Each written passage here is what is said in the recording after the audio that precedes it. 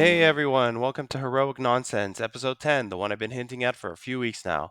Well, it's finally here, at least part 1 is, and it's none other than the new Transformers G.I. Joe crossover Soundwave Dreadnok Thunder Machine, with Ravage and reproductions of the original O-Ring G.I. Joe figures of Zartan and Zorana.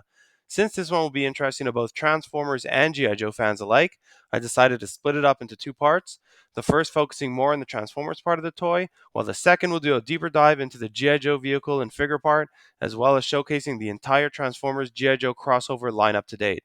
So without further ado, let's get into it. I really do love these Transformers G.I. Joe box designs, including the art. You can open it different ways, and while I prefer to open it from the side, you can split it down the middle and pull it apart.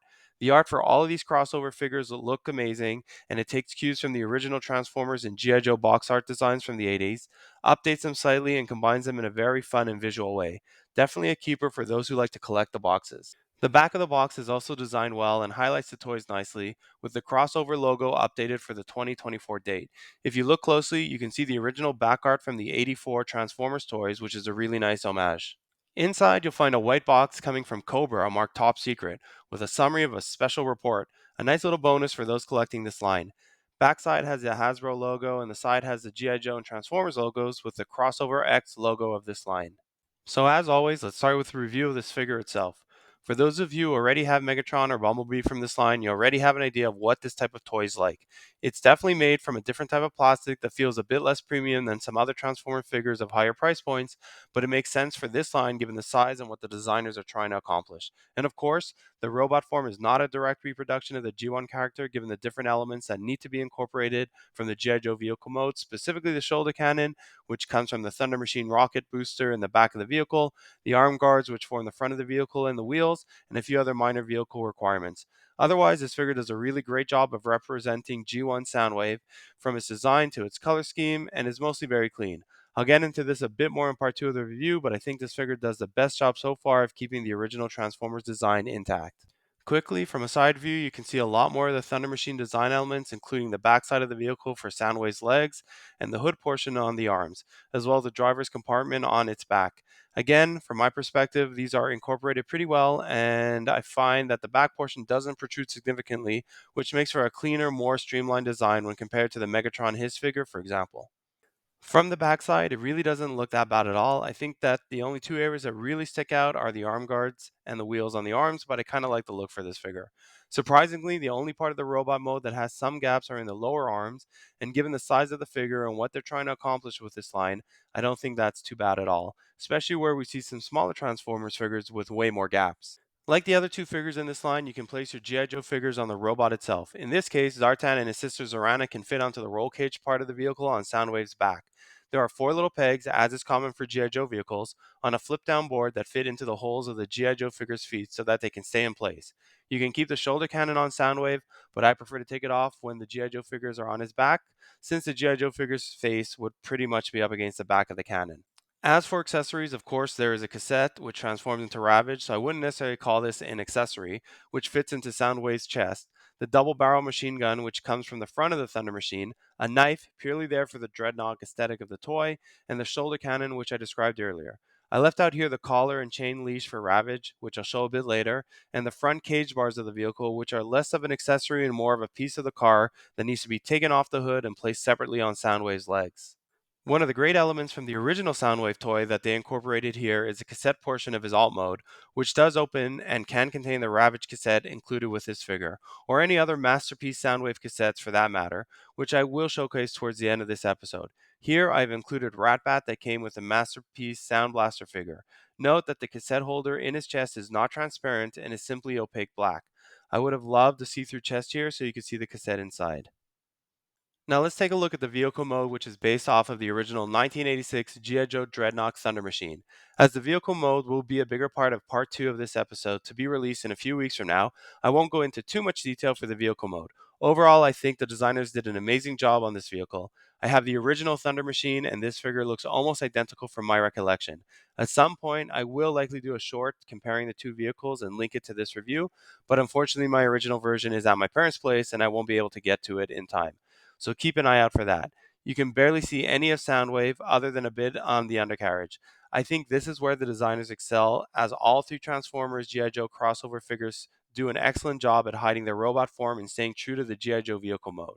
I will say that the plastic feels a bit cheaper here when compared to the original, again from my recollection, and the wheels here are plastic as compared to the rubber from the original, but overall it captures everything from the original toy really well, from the Kit Bash Trans Am front with mounted twin machine guns to the crazy looking back with mud flaps and plain engines. I like that they included the decals from the original version as well, which are not stickers here, including the awesome Dreadnok emblem. As this is a scale G.I. Joe toy, the 1/18 scale figures fit into them, and you can basically use this toy as a G.I. Joe vehicle if you wanted a Thunder Machine replica for your collection. Yes, there are some color variations. For example, they use gray plastic here for the machine guns and exhaust instead of a black, and general coloring may be a bit lighter, skewing to Soundwave's colors. But again, overall, this really does look almost identical to the original G.I. Joe vehicle. It even has the right number of pegs on the side of the vehicle so you can pose Cobra figures holding on for their lives on the side of this thundering machine as they head into battle with G.I. Joe. One downside for me was that mine came with a cracked piece around the roll bar area, which is unfortunate. Not sure if anyone else has had the problem, but I assume it means it could also happen when transforming this figure, so be careful. Let's now move on to the transformation part. First, let's start with taking off all the extra pieces that we need to later put back on in vehicle mode, which includes the machine gun, shoulder cannon, and the cage bumpers. These all come off easily.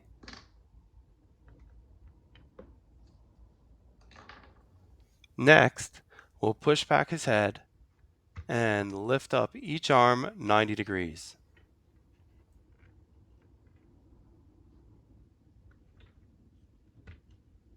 Push his fists downward into the cavity of the forearms and then turn in the pieces that form the hood of his car on each arm.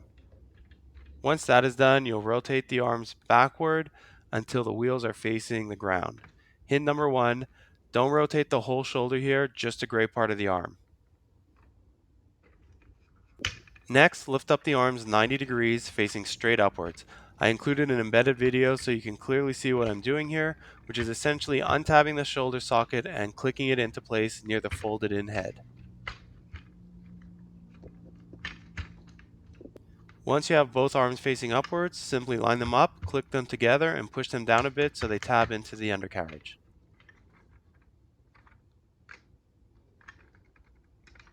You'll now have the front of the car completely transformed and can move to the back.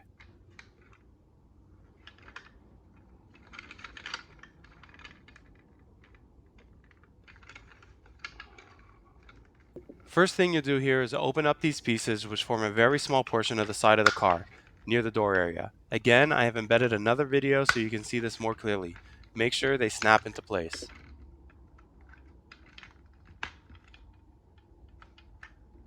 At this point, we'll move to the legs, starting with unlocking the feet, which will form the seats of the vehicle. Spread the legs open next with the chest facing upwards and rotate the legs outwards so that the back wheels are facing inside. Note which part of the leg I'm rotating. Flip the figure around and pull down the legs so they untab from the body.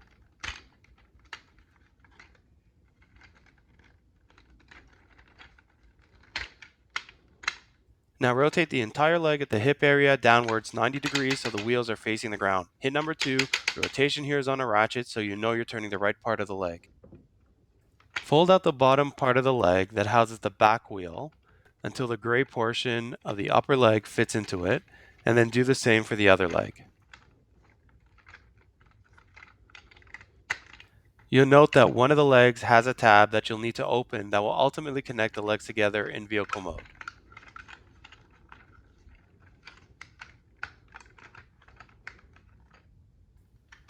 You'll need to play around with this part a bit until the leg is completely aligned with the rest of the car body.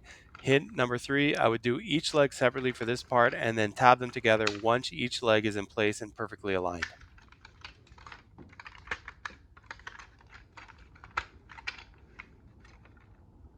Once all lined up, you can tab them together. Then simply push down these two flaps to cover up the back portion of the Thunder Machine. You'll hear a click once they are tabbed in.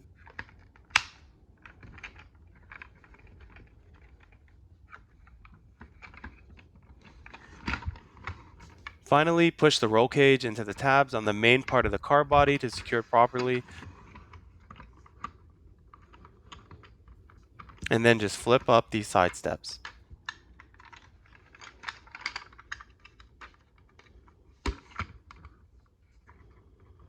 At this point, the vehicle is completely transformed, and you'll just need to add back in the pieces we took off earlier. First, tab in the machine gun into the two holes.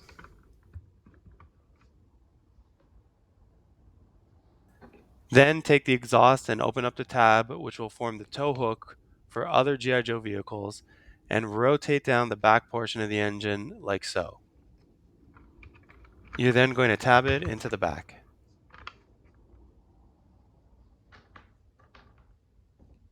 Last step is taking these two pieces and connecting them like this.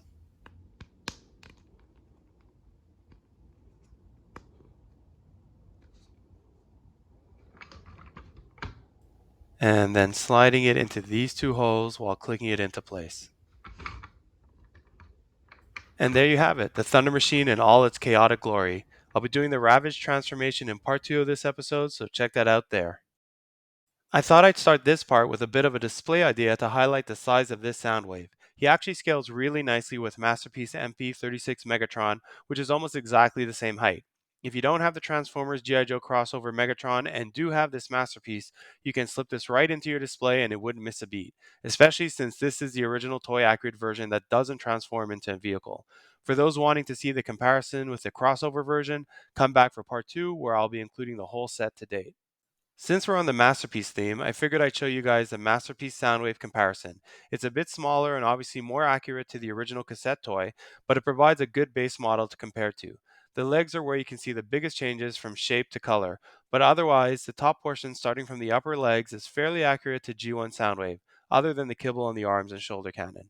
As some of you have guessed by now, the Ravage that comes with this Transformers G.I. Joe Soundwave is in fact the MP15 Masterpiece version that came with Rumble, so I've placed them together here in this shot. We'll look into them a bit more in a few images. For those collecting the recent War for Cybertron line, here is Soundwave from the Walmart exclusive, which is a bit more than half the size of the crossover version. As a side note, I hate the Ravage he came with, so hopefully they make a core class Studio Series version soon. Let me know if anyone liked that design in the comments below. And when I can, I like to include my original G1 toys from the 80s. So here he is next to my original G1 Soundwave with the recent Ravage that came with the War for Cybertron Covert Agent, aka Beast Wars, Ravage, since I can't find my original, which is somewhere, I'm sure. Soundwave was always one of my favorite Transformers and one of my first. You can see how big he actually was in this shot. Love that toy. A few comparison shots of this Ravage with the Masterpiece version I mentioned earlier. Again, they are exactly the same figure other than the color scheme. I like both and really like the red highlights on his legs. It's kind of cool having two of this mold in different colors, and you can totally mix and match them in this crossover line or in the Masterpiece line. You can even pretend he's a different Decepticon and add him to your roster of cassettes. I find having this version added to this toy was very smart and makes getting this Soundwave even more worth it. Here are all four versions I recently showed. Wow, really, that War for Cybertron one is brutal. When it comes to the cassettes, I find the Masterpiece version nicer as it looks like a real 80s cassette with those decals. I also included wrap ad here. I guess I could have included all my Masterpiece ones, but it's really just to show how interchangeable they all are between the two lines. And for fun, my 84 replica Ravage in cassette form.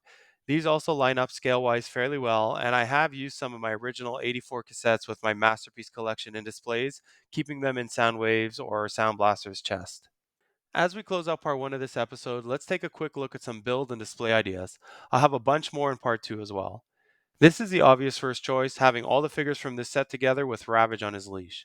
As a big fan of G.I. Joe and Transformers growing up, and until this day, I love that we can now accurately display the figures from both lines together. I wish I had this as a kid, that's for sure. as they make more of these. And spoiler alert, I heard they're making both a Cup Triple T crossover with Sergeant Slaughter, as well as an Optimus Prime Mobat Tank crossover with General Hawk.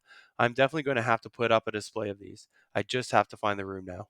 A great display idea for any of your sound waves is having Ravage or another cassette in mid-transformation coming out of his chest. I find Ravage works the best for this type of display. Here is Soundwave with all his cassettes from the Masterpiece line, minus Buzzsaw, which I forgot to include because he was hidden inside my Masterpiece Sound Blaster, and I kind of feel bad about that because Buzzsaw was my first G1 cassette that I ever got, and I never had Laserbeak. Anyway, they all look great together. Can anyone guess what Frenzy is holding? Let me know in the comments. I will also have Zartan holding that in part 2, so you'll have another chance to guess. Having Ravage running next to Soundwave transformed into the Thunder Machine is also a nice display idea and scales really well. Here's one showing off the Trans Am front of the vehicle mode, which is so cool. The original Thunder Machine was also one of my favorite Cobra vehicles, so I'm really happy I can display them together this way. One of these days, I'll have to make a display of all my original 1/18 scale Joes and include these crossover versions. Right now, our next display will be for our 6-inch G.I. Joe classified figures. I'll make sure to show you guys once done. It will be in a different part of the house as I don't have room in my main display room. To cap it all off, a bit of a fun one. Soundwave holding the recent Core Class Soundwave jamming out to some metal tunes. I love this idea, so I may actually keep it once officially in my display. Another version with Soundwave holding Mini Laserbeak and some of the bigger cassettes thrown around. Anyway, that brings us to the end of part 1 of this review of the Transformers G.I. Joe Soundwave Thunder Machine crossover. Be sure to check out part 2, which will likely come out in a few weeks, as I plan on doing another special review next week, which will definitely be a first for this channel. I'll give you a hint, since I'm so fond of doing that. It will tie into this episode's theme somehow. Thanks for all you guys who stuck around until the end. Hope you enjoyed this episode and all the information I packed in. I'll see you next review. And remember, it's all such heroic nonsense in the end. Transform!